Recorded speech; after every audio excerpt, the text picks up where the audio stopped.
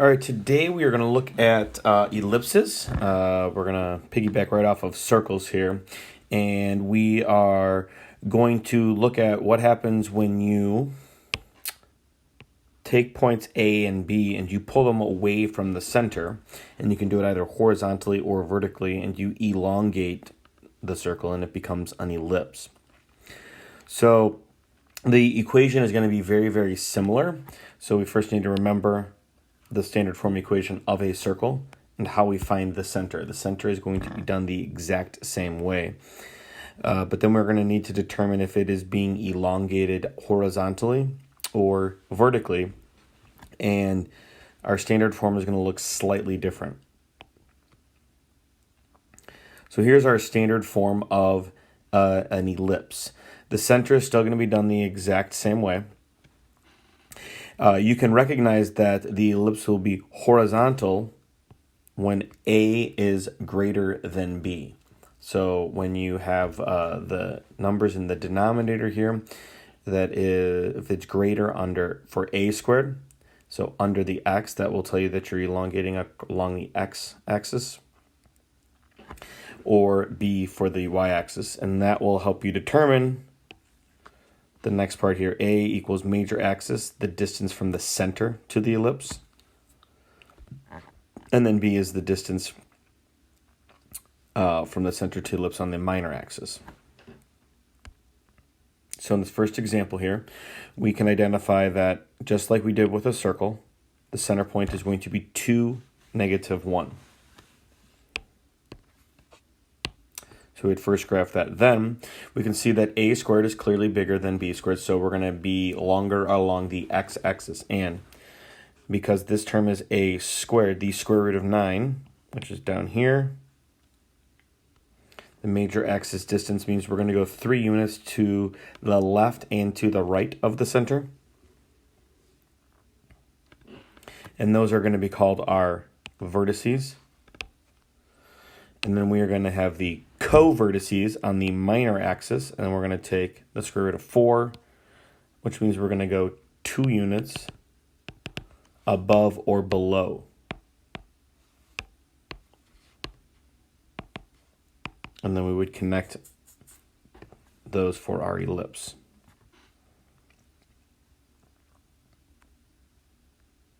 If it is reversed, then the major axis would be the vertical axis.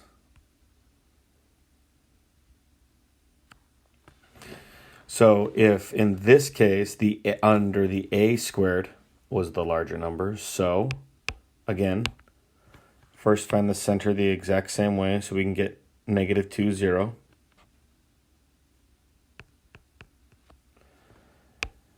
And then the A squared, square root of 9 is 3, but it's under the Y, so we're going to go up 3 and down 3. For our major axis, those would be called our vertices. And then our minor axis would be the 4. Square root of 4 is 2, so we're going to go left and right 2 for our co-vertices.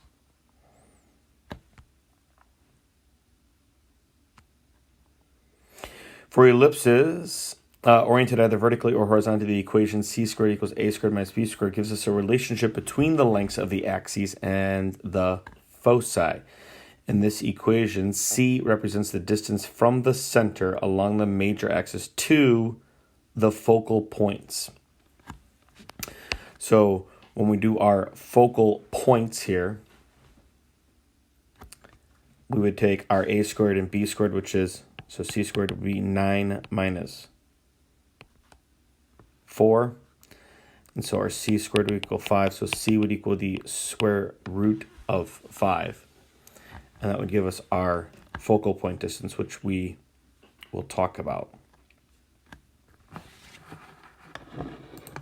So we need to practice writing these in standard form. Write this equation in standard form. Notice how it is always equal to 1.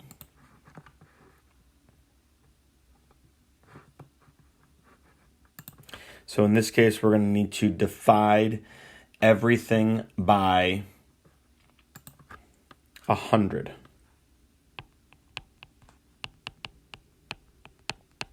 To get it equal to 1. So we're going to have x squared over 25 plus y squared over 4 equals 1. And this equation would be in standard form.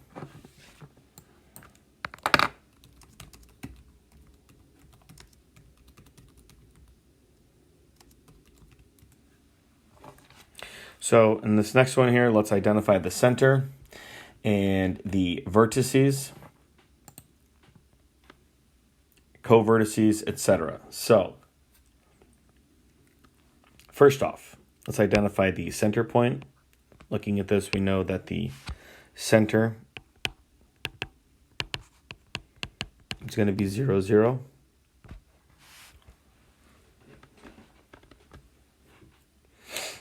And then for our vertices, we need to go under the x-axis.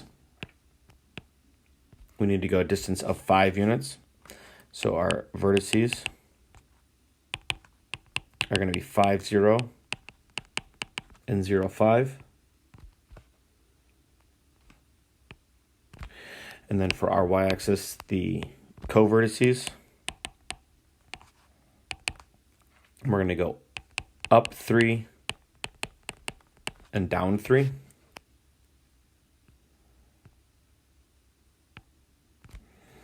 And we can connect that for our ellipse. And then for our focal points, we need to do our c squared distance is going to be 25 minus 9. So c is going to be 4. And so we're going to need to move 4 units along the from the center on the major axis. So our foci are going to be 4, 0 and 0, 4.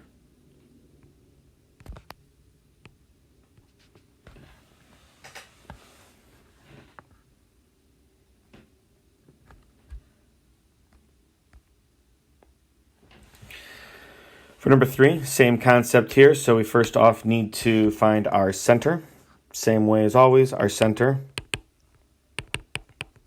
1, negative 2.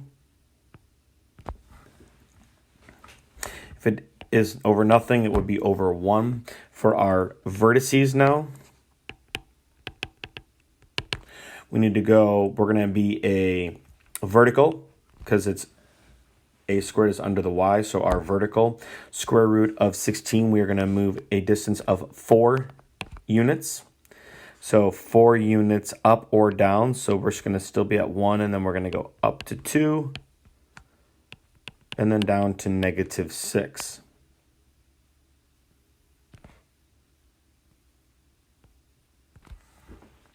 And then for our x, our co-vertices,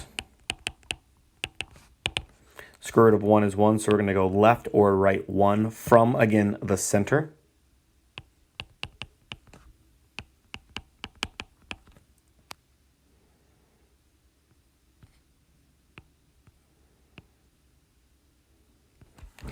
And there is our ellipse. And then for our focal points,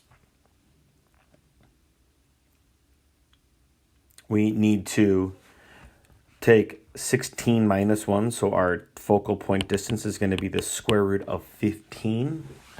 And we need to move a square root of 15 up or down from the center. So our focal points are going to be 1, negative 2 plus the square root of 15. And then 1, negative 2 minus the square root of 15, which is just under 4, so it'll be somewhere around there.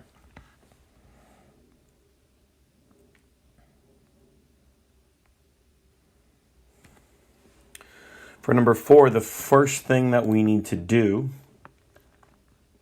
is put this into standard form. So the first thing we're going to need to do is we're going to group our x's here, and we're going to need to complete the square here.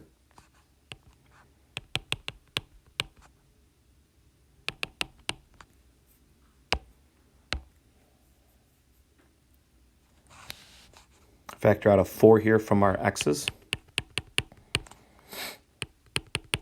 And we're going to need something here to complete that square. And we'll keep everything else the same. And in order to complete this square, it's going to be x minus 3 squared, so I'm going to need to add a 9. But I really added 4 times 9, which is 36, which means I need to add a 36 to the other side as well.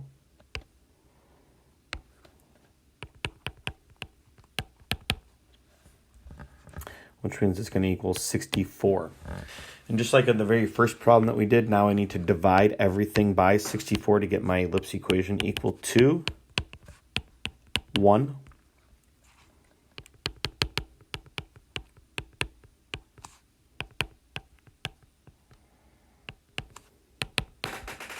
And now I will solve this problem the exact same way as before. So my center point is going to be 3, 0.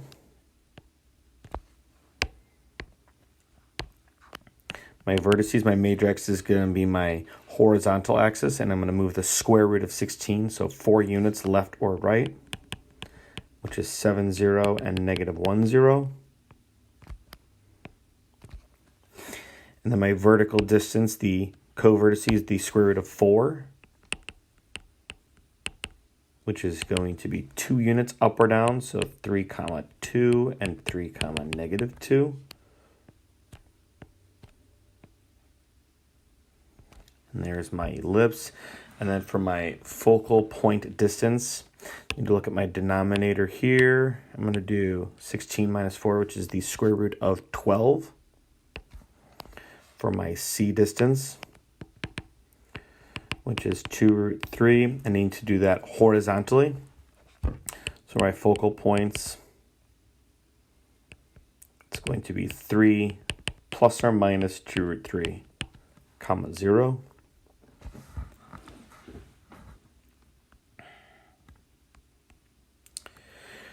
For number 5, we're looking at it slightly differently. We're looking at all of the vertices, co-vertices of the ellipse. So first off, we could graph this. Negative 1, 1. Negative 1, 5. I'm sorry, negative 1, negative 1. Negative 3 and 2. And 1, 2. So we should be able to figure out the center point here.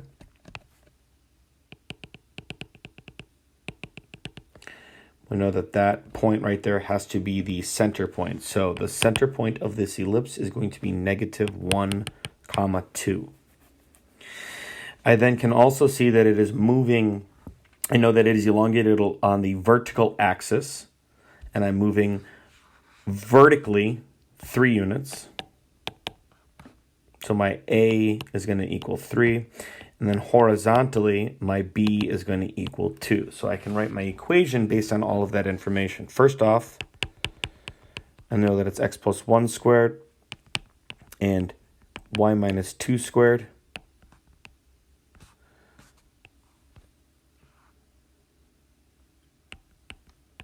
And then it's equal to 1. And because it's vertically A, then I need to have 9 under the y and 4 under the x.